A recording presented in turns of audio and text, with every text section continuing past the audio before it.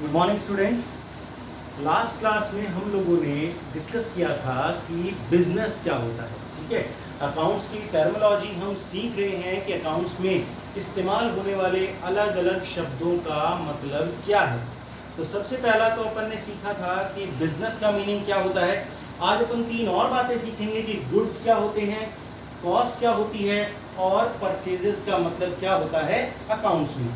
उससे पहले मैं आपको बता दूं कि वीडियो के डिस्क्रिप्शन में मैंने लिंक दिए हैं जिसमें आप पीडीएफ डाउनलोड कर सकते हैं हिंदी मीडियम के स्टूडेंट्स के लिए खास तौर पे। ठीक है, इंग्लिश मीडियम वाले तो यहाँ से नोट डाउन कर लें या डिस्क्रिप्शन में लिंक दिया है वहाँ से नोट डाउन कर लें। आपको काम को नोट डाउन करने के लिए पीडीएफ मैं लिंक में दे रहा हूँ। अगर आपको लिंक नहीं मिल रहा है या समझ में नहीं आ रहा है तो आप मुझे मेरे नंबर पर व्हाट्सएप कर सकते हैं, मैं आपको व्हाट्सएप कर दूंगा उन चीज़ों को। ठीक है जी, तो किसी तरह की परेशानी नहीं है, आप लिंक को कॉपी करके पीडीएफ डाउनलोड कर सकते हैं या मुझे व्हाट्सएप कर सकते हैं। चलिए जी, तो शुरू करते हैं कि गुड्स का मतलब क्या होता है। देखिए जी, कोई भी बिजनेसमैन है, XYZ कोई भी बिजनेसमैन है, किसी ना किसी चीज़ में तो डील करता होगा। किसी ना किसी चीज़ में डील करने का मतलब है, अगर किसी इलेक्ट्रिक शॉप की आप बात करें, बिजली के उपकरणों की दुकान, तो वहाँ पर आपको ट्यूबलाइट, बल्ब, पंखा, कूलर मिल जाएगा। क्योंकि बिजली के उपकरणों की दुकान का काम ही यही है कि बिजली का सामान खरीद के लाना और उसे आगे ग्राहकों को बेच देना। इसी तरीके से मान के चलिए कपड़ों की दुकान है, तो कपड़ों की दुकान वाला क्या करेगा, कपड़े खरीद के लाएगा, खुद के यूज़ के लिए नहीं, आगे बेचने के लिए। हालांकि उसमें से वो खुद के यूज़ के लिए निकाल सकता है, पर उद्देश्य क्या था, आगे बेचना। स्टेशनरी शॉप है, स्टेशनरी शॉप पर किताबें मिलेंगी आपको, रजिस्टर मिलेंगे। तो वो स्टेशनरी शॉप का जो मालिक है वो स्टेशनरी क्यों खरीद के लेकर के आया है, आगे बेचने के लिए। तो जी, ऐसी वस्तु जिसको व्यापारी ने खरीदा है इस उद्देश्य से कि उसे आगे बेचेगा, उससे लाभ कमाएगा, फिर खरीदेगा, फिर बेचेगा और लाभ कमाएगा, तो उस वस्तु को हम बोलेंगे माल या गुड्स। ठीक है जी, तो देखिए, आइटम, प्रोडक्ट और article which are regularly traded. Regularly का मतलब है नियमित तौर पर जिसकी खरीद बेच करता है व्यापारी। ठीक है, regularly traded by the businessman are called goods. नियमित तौर पर खरीदना और बेचना उस उत्पाद को कहा जाएगा गुड्स। ठीक है जी, एग्जाम्पल दिया है कि एक मोबाइल शॉप की दुकान का जो मालिक है वो मोबाइल फोन जो खरीद रहा है वो क्यों खरीद रहा है, आगे बेचने के लिए। तो मोबाइल फोन की दुकान के मालिक के लिए मोबाइल फोन हो जाएगा गुड्स या माल। ठीक है जी, क्योंकि उसने वो मोबाइल फोन्स जितने भी खरीद रहा है आगे बेचने के लिए खरीद रहा है। कहते हैं for mobile phone shop owner mobile phones are goods as he regularly purchases and sells them. क्योंकि वो उनको नियमित तौर पर खरीदता है और आगे बेच देता है, और यही प्रक्रिया वो आगे दोहराता रहता है। तो इसीलिए उसके लिए मोबाइल फोन्स क्या हो गए, गुड्स हो गए। आगे कहते हैं however for the same mobile shop owner if he purchases one motor car for carrying the mobile phones then the motor car is not considered as good for them। देखिए, छोटा व्यापारी हो या बड़ा व्यापारी हो, माल को लाने और ले जाने के लिए, एक जगह से लाने और दूसरी जगह ले जाने के लिए वो किसी तरह के वाहन का इस्तेमाल करता है। ठीक है जी, हो सकता है उसके पास खुद का वाहन नहीं हो तो किराए पर लेता हो, बट मैं यहाँ पर खुद के वाहन की बात कर रहा हूँ जो कि उसने खरीदा हुआ है। तो वाहन है, मोटर कार है बिजनेसमैन के पास। वो मोबाइल फ़ोन खरीद करके जब लेके आता है, अपना माल लेकर के आता है, गुड्स परचेज करके लाता है, तो उस मोटर कार में रख के लाता है और आगे कहीं बड़ी मात्रा में मोबाइल फ़ोन डिलीवर कराने हैं तो उसी मोटर कार में रख करके वो उन्हें आगे भेज देता है। तो यहाँ पर जो मोटर कार है, व्यापारी ने जो मोटर कार खरीद रखी है वो उसने आगे बेचने के लिए नहीं खरीदी है। हालांकि एक समय पूरा होने के बाद जब मोटर कार पुरानी हो जाएगी, काम की नहीं रहेगी, तो उसे आगे बेचा जा सकता है, पर अभी उसने इसको बेचने के लिए नहीं खरीदा, इस्तेमाल करने के लिए खरीदा है, अपने व्यापार को और तेजी से बढ़ाने के लिए खरीदा है। ट्रांसपोर्टेशन जितना बेहतर होगा, व्यापार उतनी तरक्की करता है। ठीक है, जल्दी से आना माल का और जल्दी से बिक जाना, तो आने जाने के लिए हम वाहनों का इस्तेमाल करते हैं। बड़ा व्यापार है तो ट्रक इस्तेमाल करेगा, और ज़्यादा बड़ा है तो ट्रकों की फ्लीट इस्तेमाल करेगा, एक से ज़्यादा ट्रक को इस्तेमाल करेगा। तो जो ट्रक है, मोटर कार है, जो कि उसने माल को लाने और ले जाने के लिए खरीद रखा है, वो माल की श्रेणी में नहीं आएगा, वो उसके लिए संपत्ति है, उसकी एसेट है। ठीक है जी, तो ध्यान दीजिए, मोटर कार जो खरीद रखी है मोबाइल फोन के दुकान के मालिक ने माल लाने ले जाने के लिए, उसे गुड्स नहीं कहा जाएगा। ठीक है जी, दुकान में रखे हुए फर्नीचर को हम गुड्स नहीं कहेंगे। गुड्स तो वही है जिसे कि खरीदा ही आगे बेचने के लिए। हाँ, अगर हम किसी शोरूम की बात करें जहां पर मोटर कार बेची जाती है, तो शोरूम के मालिक की नज़रिए से सोचो तो वो तो मोटर कार खरीद इसीलिए रहा है कि आगे बेचे। तो शोरूम के मालिक के लिए मोटर कार जो है वो एक माल हो जाएगा। ठीक है जी, उसके लिए वो गुड्स हो जाएंगे, क्योंकि वो तो उसी का बिजनेस कर रहा है, उसी का धंधा कर रहा है। ठीक है जी, तो उम्मीद है आपको समझ में आ रहा होगा। जिस भी चीज़ का व्यापार करते हैं उसको हम बोलते हैं माल। चलिए आगे की बात करते हैं। कॉस्ट या हिस्टोरिकल कॉस्ट क्या है? देखिए, कॉस्ट या हिस्टोरिकल कॉस्ट का मतलब है कि हिंदी में अगर बोले तो लागत। आपने जब किसी वस्तु का क्रय किया, ठीक है, किसी भी वस्तु का क्रय किया, तो आपने क्रय करते समय उसके लिए जो दाम चुकाया, जितने में वो चीज़ आपको पड़ी है, वो उसका कहलाएगी लागत। और लागत का निर्धारण कैसे होगा? आपके वस्तु के खरीदने से लेकर के उसका इस्तेमाल शुरू करने तक आपका जितना खर्चा हो गया वो उसकी लागत में शामिल कर लिया जाएगा। भाई मान के चलिए कि आपने कोई एयर कंडीशनिंग सिस्टम खरीदा, एसी खरीदा बाजार से, 50,000 रुपए का एसी आया। एसी खरीदने के बाद जैसे ही डीलिंग हुई, आपने कहा दुकान वाले से, भाई से घर पहुंचा दीजिए। दुकान वाला बोला कि साहब इसको घर पहुंचाने के लिए जो भाड़ा लगेगा वो आपको देना पड़ेगा। ठीक है, अब ठीक है जी, डीलिंग हो गई है, भाड़े की बात हमने पहले नहीं करी। हमने बोला भाड़ा कितना, बोला 200 रुपये लेगा रिक्शे वाला। रिक्शे वाले को हमने दिए 200 रुपये, तो 50,000 एसी के 200 रुपये रिक्शे से माल यहाँ तक, एसी को यहाँ तक घर तक पहुँचाने के लिए। उसके बाद एसी को फिटिंग करने के लिए, उसकी यूनिट को फिट करने के लिए हमें एक्सपर्ट चाहिए, इलेक्ट्रीशियन।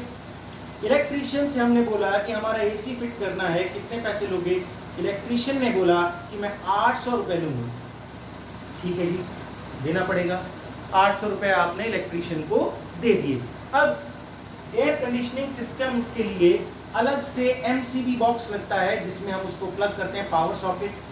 वो पावर सॉकेट प्लस उसके लिए अलग से वायर लगाने के लिए सारा खर्चा हो गया अलग से 1000 रुपये। तो देखिए, 50,000 के एसी के बाद 200 रुपये ट्रांसपोर्टेशन के हमने दे दिए, 800 रुपये इलेक्ट्रीशियन को दे दिए, और बिजली का तार और MCB बॉक्स के लिए हमने 1000 रुपये और दे दिए। तो एसी की लागत के ऊपर हमारा 2000 रुपये का खर्चा और हो गया। तो हमारा एसी शुरू होने तक हमें कितने का पड़ा? 52,000 रुपये का। ये है उसकी लागत।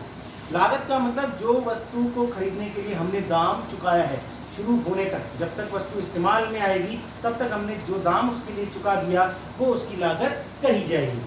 ठीक है, इसे हिस्टोरिकल कॉस्ट, ऐतिहासिक लागत भी बोलते हैं, क्योंकि ये हमने पास्ट में चुकाई है। हम वस्तु खरीद के लाए, हम चुका के आ चुके हैं दाम। ठीक है, तो इसीलिए इसको लागत या ऐतिहासिक लागत भी बोला जाता है। तो देखिए जी, लागत जो है वो अलग अलग लोगों के लिए अलग अलग होती है। आपके लिए एसी की लागत पड़ी 52,000 रुपये के लिए, पर जिसने, व्यापारी ने इसको खरीदा था उसने आपको 50,000 में बेचा है, तो उसने 50,000 का थोड़ी खरीदा होगा, उसने तो और कम में खरीदा होगा।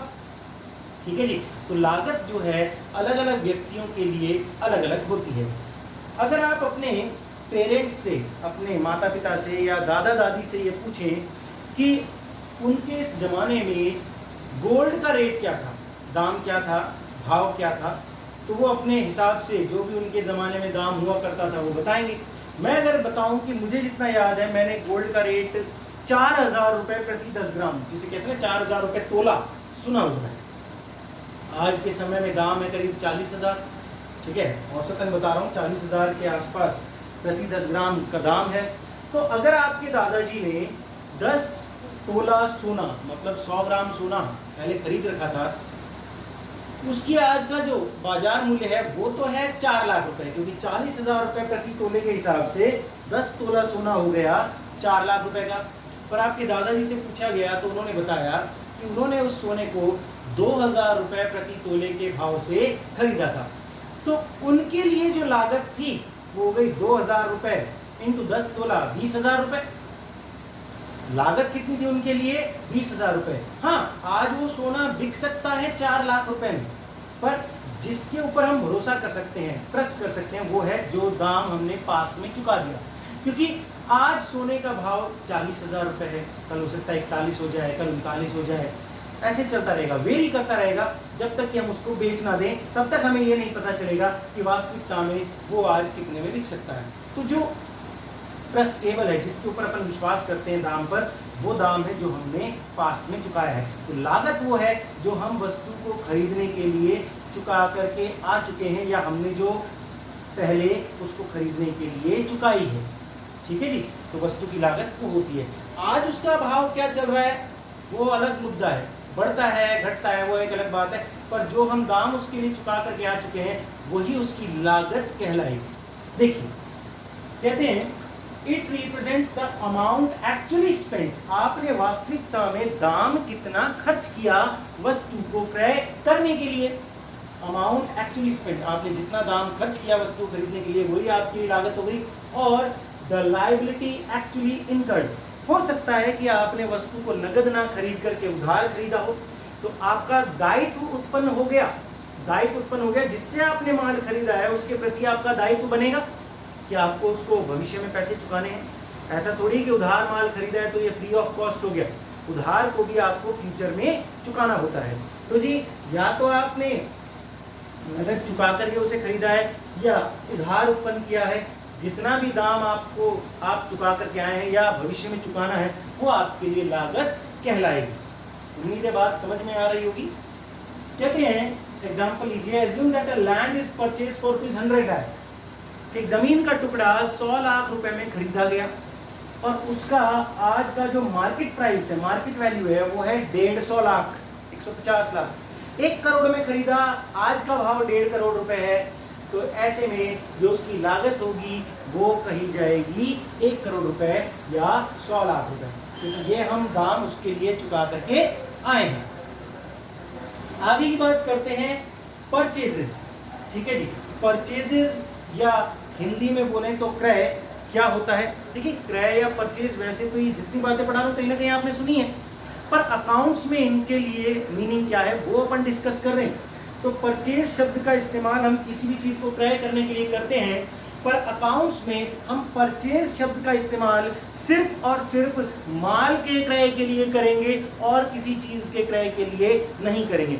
यदि आपने माल खरीदा है, माल आपको बता ही दिया, जो चीज बेचने के लिए खरीदी है, तो उसको हम परचेज बोलेंगे। ठीक है, मोबाइल फोन की दुकान के मालिक ने मोबाइल फोन खरीदे हैं तो वो उसके लिए माल है, तो उसके लिए वो शब्द इस्तेमाल करेगा कि मैंने गुड्स परचेज किए। ठीक है, गुड्स शब्द ना भी लिखा जाए और खाली परचेजेस बोला जाए तो समझ जाना है कि माल खरीदा गया है।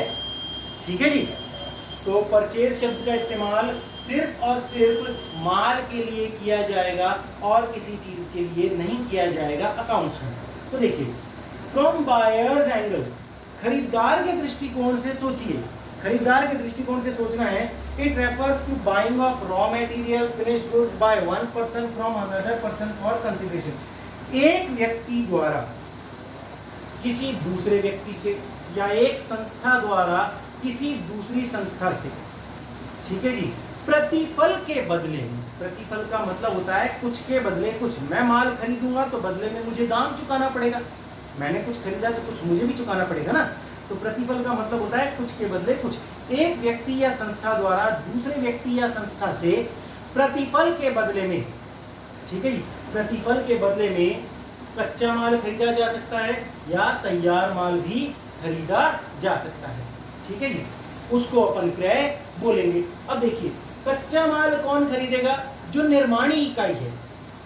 निर्माणी इकाई का मतलब है जो किसी चीज का उत्पादन करती है। तो वो कच्चा माल लेकर के आएंगे, उसे प्रोसेस करेंगे अपनी फैक्ट्री में, और जब माल तैयार हो जाएगा उसके बाद आगे उसे बेचेंगे। तो व्यापार जब आपको समझाया था पिछली क्लास में, तो 3 तरह के व्यापार बताए थे। निर्माणी व्यापार, ठीक है, व्यापारिक गतिविधि व्यापार, और तीसरा सेवा, मैन्युफैक्चरिंग, ट्रेडिंग और सर्विसेज। तो जी यहाँ पर अगर मैन्युफैक्चरिंग का काम है तो पहले कच्चा माल आएगा, तो कच्चा माल जो है इनके लिए कहलाएगा परचेजेस। कच्चे माल की खरीद निर्माणी इकाई के लिए क्रय या परचेजेस कहलाएगा, और ट्रेडर के लिए जो कि तैयार माल लाता है और आगे उसी हालत में बेच देता है, उसके लिए फिनिश गुड कहलाएगा, तैयार माल।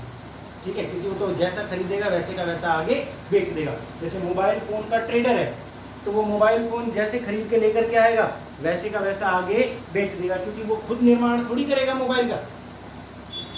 तो जी ध्यान दीजिए, कच्चा माल खरीदना, तैयार माल खरीदना एक व्यक्ति द्वारा दूसरे व्यक्ति से प्रतिफल के बदले में। प्रतिफल का मतलब आपको समझ में आ गया होगा, कुछ के बदले में कुछ। आगे कहते हैं sale by one party, note डाल के बताया कि sale by one party is the purchase for another party. एक पक्षकार द्वारा की गई बिक्री दूसरे पक्षकार के लिए क्रय होती है। एक अगर बेच रहा है तो दूसरा उसे खरीद रहा होगा।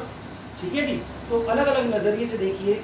यहाँ पर खरीदार के नजरिए से देखिए, तो खरीदार क्या है, माल खरीद रहा है, उसके लिए परचेजेस कहलाएगा। और यहाँ कह रहे कि जो बेचने वाला है, ठीक है, सामने वाला उसके लिए क्रेता है। एक पक्षकार माल बेचेगा, दूसरा पक्षकार माल खरीदेगा। चलिए आगे की बात करते हैं। कहते हैं purchases are total of goods procured by business on credit or on cash for use or sale. माल जब आपने खरीदा है तो चाहे आप उधार खरीदें या नगद खरीदें या दोनों तरीके से खरीदें। मान के चलिए कि आपने 10 लाख रुपए का माल खरीदा है, जिसमें से 8 लाख रुपए तो आपने नगद चुका दिए और 2 लाख का आपने उधार किया, तो आपकी जो कुल क्रय होगी वो होगी 10 लाख रुपए। आपने जो माल खरीदा है उधार प्लस नगद, वो 10 लाख रुपए खरीदा है, तो आपकी परचेजेस हो जाएगी 10 लाख रुपए। चाहे माल का आपको खुद इस्तेमाल करना हो, चाहे आगे बेचना हो। देखिए, खुद इस्तेमाल का मतलब है कि जिस चीज़ में हम डील करते हैं, अगर उसकी ज़रूरत हमें भी पड़ती है तो हम अपनी दुकान से लेंगे ना, हम किसी दूसरे से तो खरीद करके लाएंगे नहीं। तो कई बार माल जो हम जिसके अंदर डीलिंग करते हैं, जिस माल की खरीद बेच करते हैं, वो माल अगर हमें घर पर भी चाहिए तो अपने ही व्यापार से उसका इस्तेमाल कर सकते हैं, ले सकते हैं, और आगे तो बेचने के लिए खरीदा ही है उसे। तो यूज़ करना है, अगर अपने खुद के काम में आता है तो थोड़ा सा ड्रॉ कर सकते हैं, निकाल करके ले जा सकते हैं अपने घर के लिए।